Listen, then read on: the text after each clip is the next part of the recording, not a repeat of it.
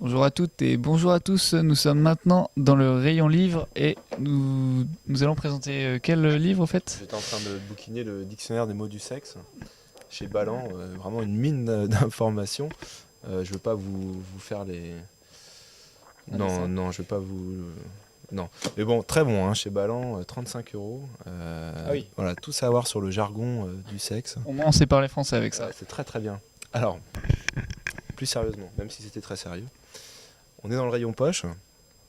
Je vais vous parler de trois livres de poche que j'ai sélectionnés. On va commencer par le plus léger.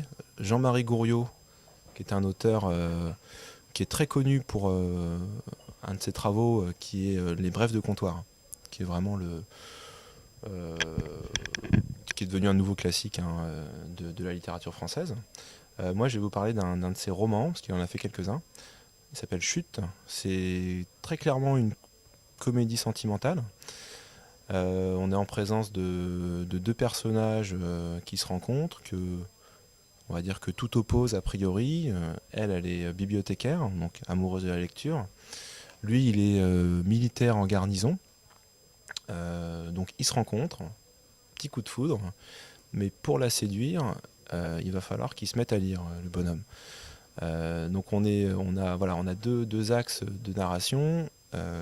On a donc la rencontre entre les deux jeunes gens, la découverte l'un de l'autre, et puis la découverte de la lecture et des livres pour ce jeune homme qui pour la séduire va s'intéresser à ce qui l'intéresse elle.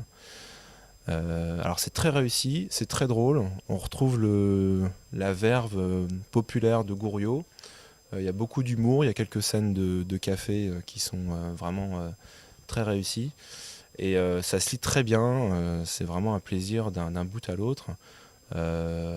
Pour preuve, moi je suis pas trop amateur d'habitude de la comédie sentimentale. Et là je me suis régalé, hein. C'est très bien écrit, on rit beaucoup, c'est court, et voilà, ça se lit vraiment tout seul. Gouriot chez Pocket, ça s'appelle Chute, mais parlez-en, hein, parce que c'est très bon. Euh, Complètement différent, Dan Giarino. Alors lui, c'est un auteur vraiment très très peu connu. Il a seulement deux livres de traduits en français. Celui-ci s'appelle J'ai tout entendu. C'est une histoire qui se passe aux États-Unis sur 40 ans, à travers le regard d'un personnage donc, en fait, on va faire le portrait d'une bourgade américaine assez standard du Sud, donc assez puritaine, plutôt raciste, avec des personnages plus ou moins pourris. Voilà, enfin, on connaît ça à travers le cinéma américain, pas mal. Donc le personnage principal est un observateur parce que tout le monde le croit sourd et muet, alors qu'il ne l'est pas. Il a juste choisi le jour de ses 10 ans, quand il est arrivé dans cette ville, il a choisi de ne plus parler. Et du coup, il va observer, entendre tous les secrets, toutes les petites manipulations, toutes les magouilles de cette petite société américaine qu'on voit évoluer donc depuis les années 40 jusqu'aux années 70, même 80. Et c'est un livre qui se lit vraiment très facilement, mais tout en étant écrit de manière quand même assez littéraire. Donc c'est un très, c'est un bon raconteur d'histoire, cet auteur. Oui, a priori ça doit être dur à mettre en forme. Ouais, parce que des romans qui se déroulent, parce qu'on prend vraiment le personnage le jour de ses 10 ans, et quand on le quitte 300 pages après, il s'est passé 40 ans. Oui. Donc effectivement, il y a une certaine science de la narration qui est très bien maîtrisée, et on avance tout seul, hein, les Américains savent très bien faire ça, ce qu'on appelle des page turners, c'est-à-dire qu'on ouvre le livre, et puis voilà, on avance, il y a pas de ralentissement, il n'y a pas d'entrave du tout à la lecture.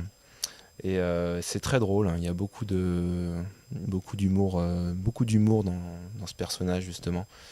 Voilà, très très bon livre que je conseille beaucoup parce que c'est un auteur qui, comme je l'ai dit, est assez anonyme ici. Et, donc voilà, ici vous le trouverez. Ça s'appelle J'ai tout entendu.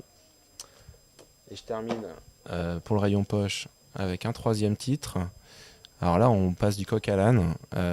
L'auteur s'appelle Brian Evenson. C'est un jeune. Alors là, on est dans une ambiance vraiment particulière, hein, je préfère le dire tout de suite. très glauque, très sombre, assez morbide. L'histoire, c'est celle d'un personnage qui va mener une enquête au sein d'une secte, une secte assez particulière, dans laquelle, au sein de laquelle un meurtre a été commis. Cette secte s'appelle la Confrérie des Mutilés, et tous les adeptes en fait sont mutilés d'une partie du corps. Donc il y en a à qui il manque un simple doigt ou un orteil. Ceux-là sont les moins gradés, on va dire, de la secte.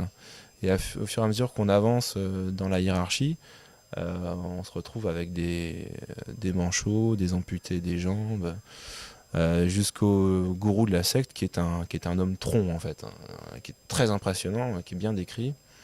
Alors c'est assez sinistre, c'est absurde parce que ce personnage qui n'a rien à voir a priori avec cette secte, pour avancer dans son enquête, va devoir lui aussi s'infliger des sévices comparables.